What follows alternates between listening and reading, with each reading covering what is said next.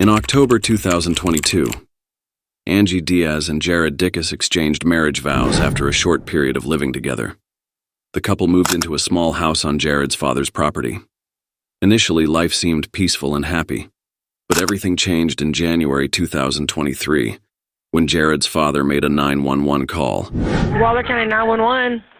Yes, ma'am. My name is Jared Dicus. I need an ambulance and police. Okay, what's going on? I don't know everything, but my son's wife is dead. Oh, my God. Okay. I'm here. Where is he at? He's in my house. Okay, this is your house. In their house. They have a building on my property. Oh, my God, please send somebody. Oh, my God, please hurry. When they arrived at the house, the police found Angie Diaz's decapitated body lying on the floor. Nearby, they found a simple kitchen knife, which they believed to be the murder weapon. Jared was arrested immediately and taken to a vehicle while the officers questioned his relatives. All right, so where's the body? So, in there? Yeah, if you step up on the third ladder, you can peek your head and you see. I didn't get any further than that. Up here? Yeah.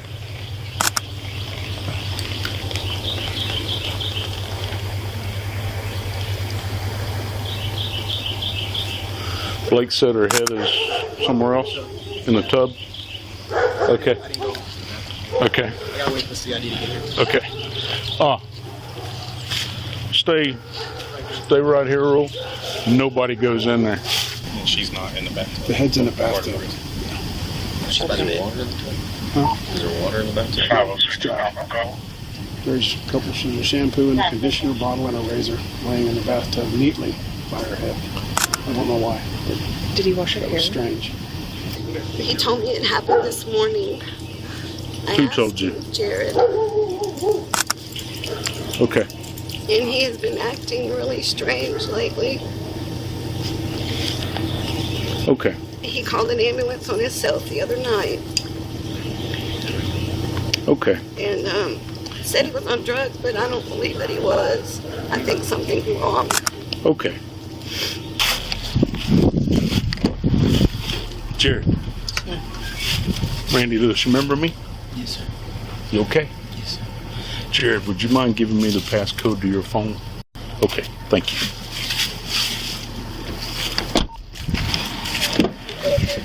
Jared was taken to an interrogation room, where he would wait to be questioned by two detectives. So that is your mom and dad's house where you live, correct? And what's your wife's name? Okay. Do you want to tell me what happened? Something just came in here. I was not doing that. What was it telling you? If something came in there, what was it telling you? What happened? It's a matter of how and what your mindset was, what your thought process was, what caused it. Did she make you mad? What happened? Jared, this is on you to decide how this goes. It's not a question. I've already told you that. It's not a question that you did it in the manner in which you did it, but what matters is the why. What happened? You said that you're on drugs, okay, but that doesn't tell us what happened in that room.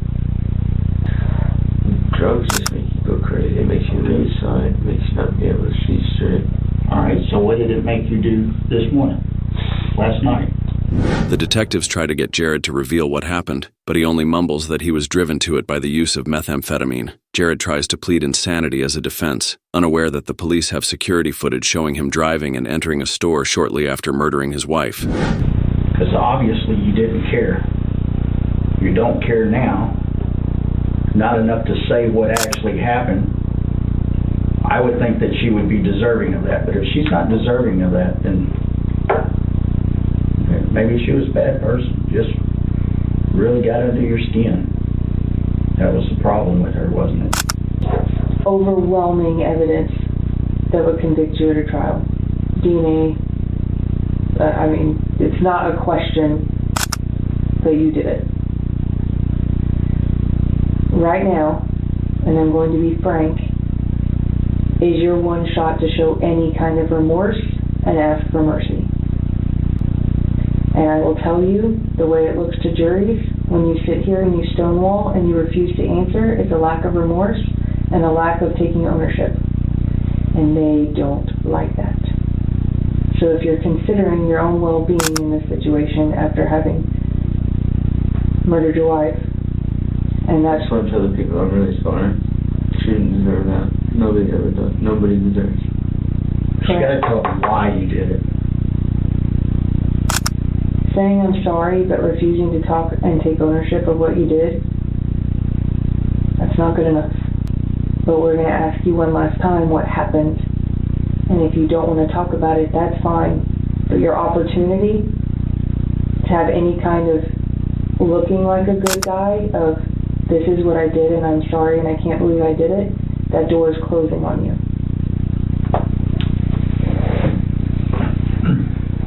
Look, I didn't do it. You can't even keep it straight face, buddy. Jared tries to hold in his laughter as he tells the detective that it wasn't him who took his wife's life. What would you tell her if she was sitting right next to you now? If she's just looking right at you, you're just going to say, I'm sorry?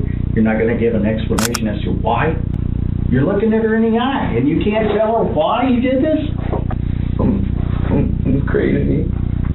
I was just up too long. Like, not my free will. Okay, forced to do what? Forced to just walk, forced to go. Okay, what did it force you to do to her? What did it force you to do to your wife? It forced me. To what? To kill her. Why? What did it tell you to do to her? Did it tell you how to kill her? So how did you kill her? Tell us how you killed her. I don't know because it wasn't Jared. It wasn't Jared. Okay, so it wasn't Jared. It's somebody that was, you think, that caused you to do it. What did he cause you to do to her? You said it caused you to kill her, but tell us how it caused you to kill her. What did you do to her? I'm asking you. Cut her head off. That's what it made me do. And made you cut her head off. And what did you use to do that with? Where did you get the knife from? It was put in my hand by her. By her? Mm-hmm. Was the knife something that was already in your house? Yes. Okay. So tell me what happened then during that time. Was she up when you got home? She didn't do anything to cause it. Is that what you're saying? Tell me. I don't know. I'm asking the questions here, trying to figure it out.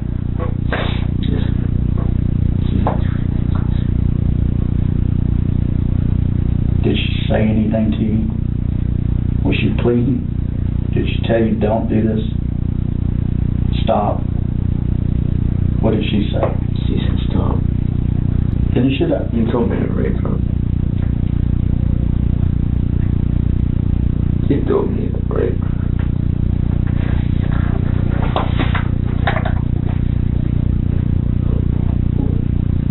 Okay, so what happened next? Did you follow through with that?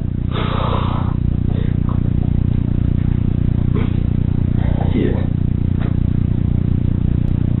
How did the fight start? How did the knife get introduced? Walk us through that. We got into a fight. She grabbed the knife. So you took the knife from her, or what? Jared reports that he came home under the influence of methamphetamine and that his wife rejected his attempts to get close to her. He didn't accept the rejection and, in the midst of the situation, his wife grabbed a knife to protect herself. However, Jared managed to disarm her and ended up using the knife to take his life. Why did you put her head in the bathtub? You told me. Why was her hair wet? Did you turn the shower on? Yes. To wash herself or to wash her hair or what? To wash. What else do you think we should know? You guys sorry.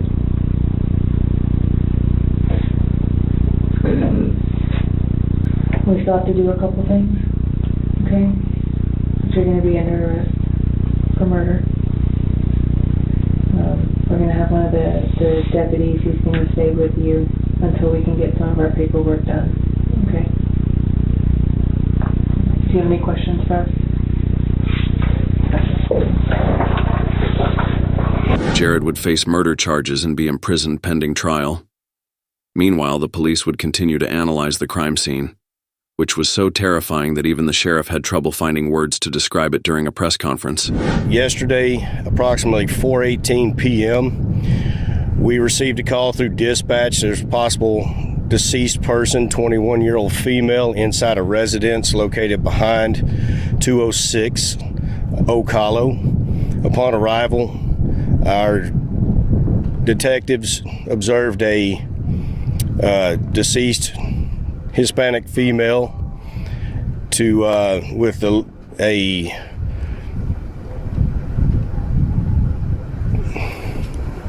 cut it off. Start over. It was a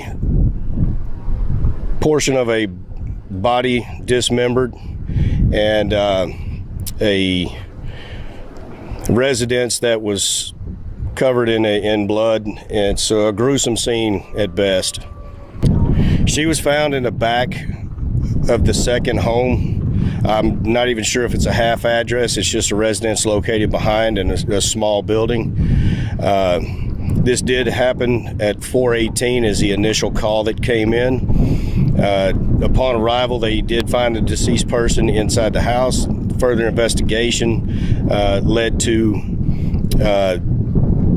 the family being detained and relocated out to our office for interviews, and the suspect placed into custody for what we're assuming is going to be a murder charge in the end. Tonight we're learning more about James Dicus. He's the man accused of decapitating his wife. The two had only been married a few months. He was out on bond when the gruesome murder allegedly happened. Matt Doherty has been following this story since the beginning and is back in Waller County tonight for us. Matt?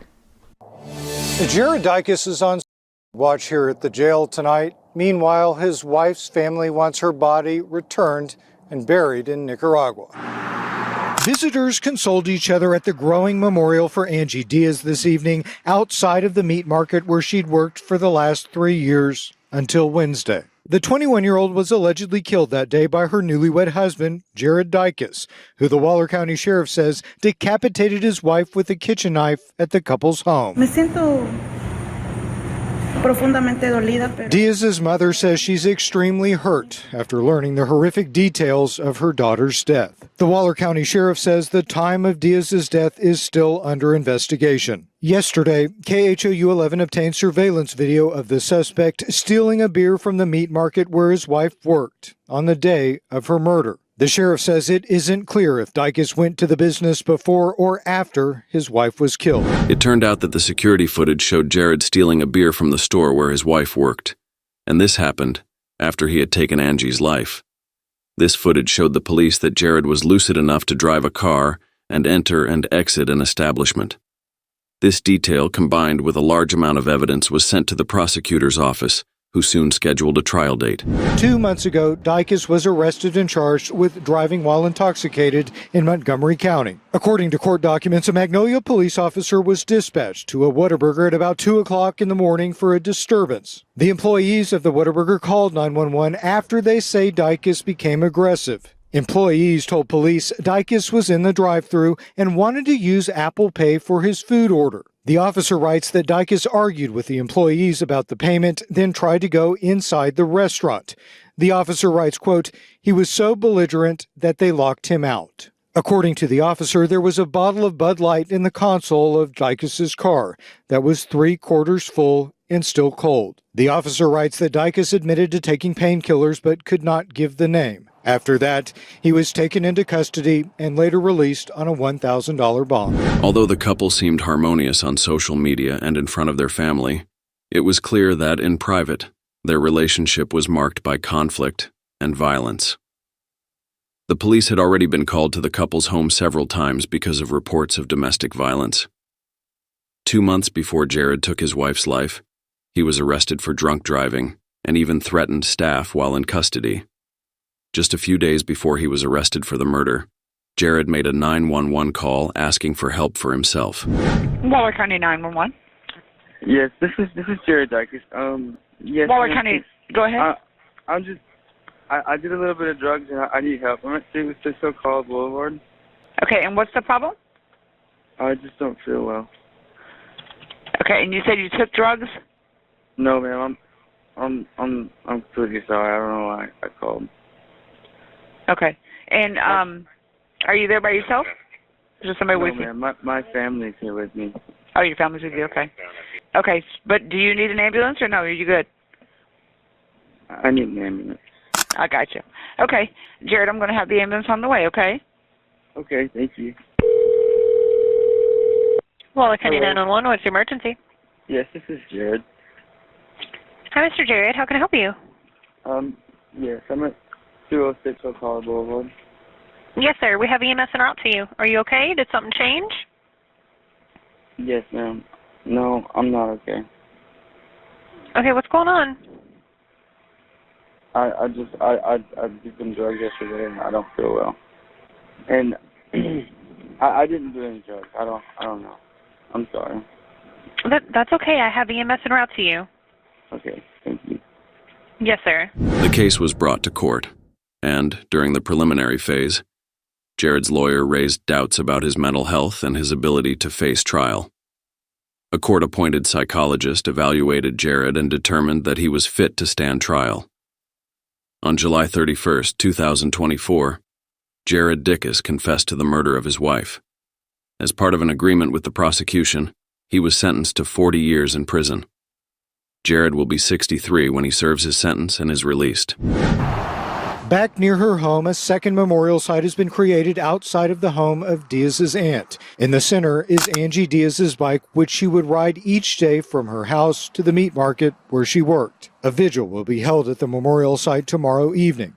In Waller County, I'm Matt Doherty, KHOU 11 News. What do you think about this case? In your opinion, should Jared have received a longer or shorter sentence? Leave your opinion in the comments.